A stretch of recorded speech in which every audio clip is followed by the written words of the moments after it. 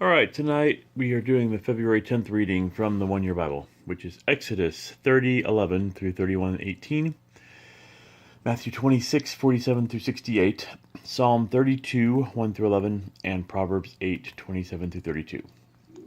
So, Exodus 30:11 through 31:18. Then the Lord said to Moses, "Whenever you take a census of the people of Israel, each man who is counted must pay a ransom for himself to the Lord.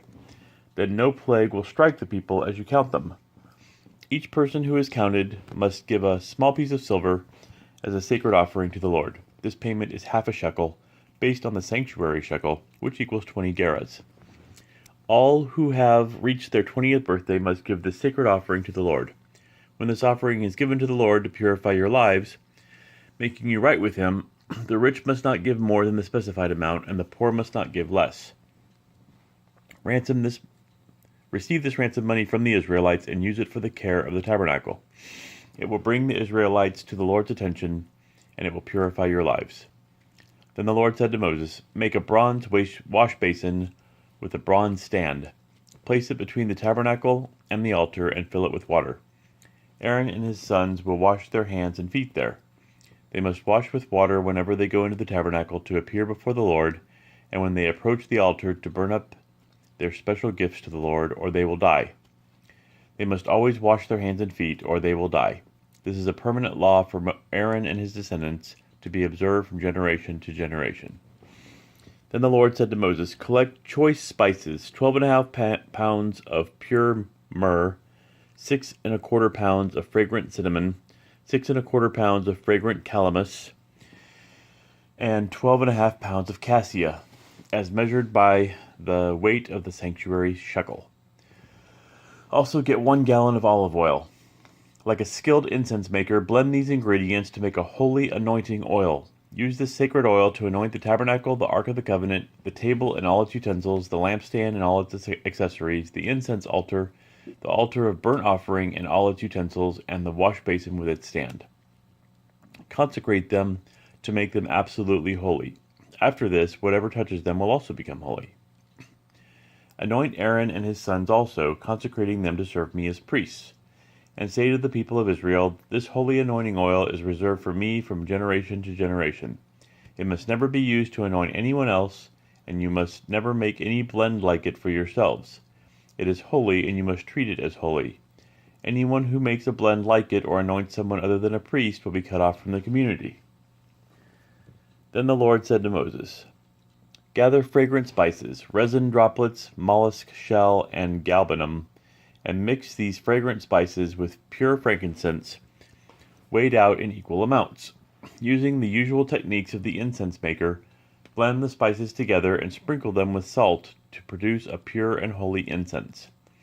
Grind some of the mixture into a very fine powder and put it in front of the Ark of the Covenant, where I will meet with you in the tabernacle. You must treat this incense as most holy. Never use this formula to make this incense for yourselves. It is reserved for the Lord, and you must treat it as holy.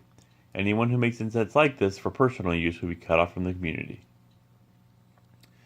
Then the Lord said to Moses, "Look, I have specifically chosen Bezalel, son of Uri, grandson of Hur, of the tribe of Judah. I have filled him with the Spirit of God, giving him great wisdom, ability, and expertise in all kinds of crafts.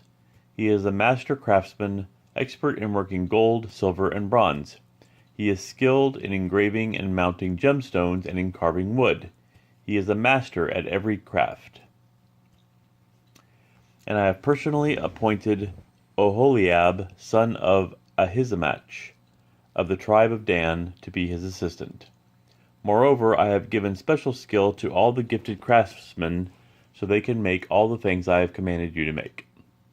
The tabernacle, the Ark of the Covenant, the Ark's cover, the place of atonement, all the furnishings of the tabernacle, the table and its utensils, the pure gold lampstand with all its accessories, the incense altar, the altar of burnt offering with all its utensils, the wash basin with its stand, the beautifully stitched garments, the sacred garments for Aaron the priest, and the garments for his sons to wear as they minister as priests, the anointing oil, the fragrant incense for the holy place.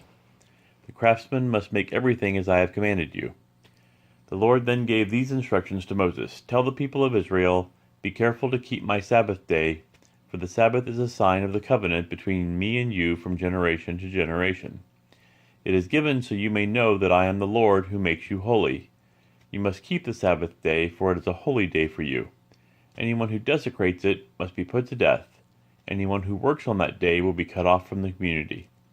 You have 6 days each week for your ordinary work, but the seventh day must be a Sabbath day of complete rest, a holy day dedicated to the Lord.